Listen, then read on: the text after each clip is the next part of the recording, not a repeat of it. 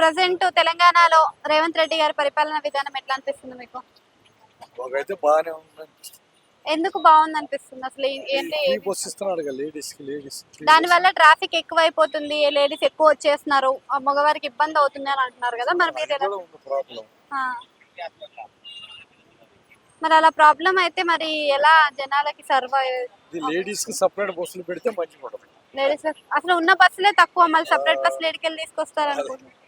Ladies అయితే like చేస్తున్నారు కదా మేడం, వాళ్ళు పని ఉండాలి పని వెళ్ళిపోతున్నారు కదా, కూరగాయలు కానీ దానికి ఉంటారు బయట. మరి ఫ్రీ బస్ పెట్టడం మరి ఉపయోగమే అనుకుంటున్నారా? అంటే వాళ్ళు రాజకీయ లబ్ధి కోసం పెట్టారు, దానికి మనం ఏం చేస్తాం. ఓకే, అయితే మీకు పాత గవర్నమెంట్ లో నచ్చిన అంశం ఏంటి, ఇప్పుడున్న గవర్నమెంట్ లో నచ్చిన అంశం ఏంటి?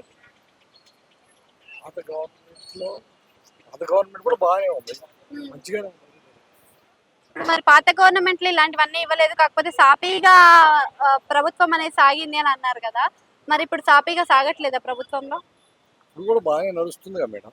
ఇచ్చిన అన్ని పథకాలు అందరికీ ఇవ్వట్లేదు కదా, మరి ఏ విధంగా బాగుంది అంటున్నారు?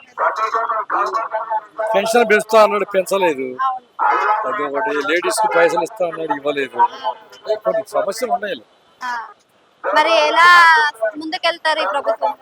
నోటు బడ్జెట్ చేసిపోయాడు కదా, మొత్తం అప్పులు అయిపోయింది కదా, సర్దిద్దుకున్నారు.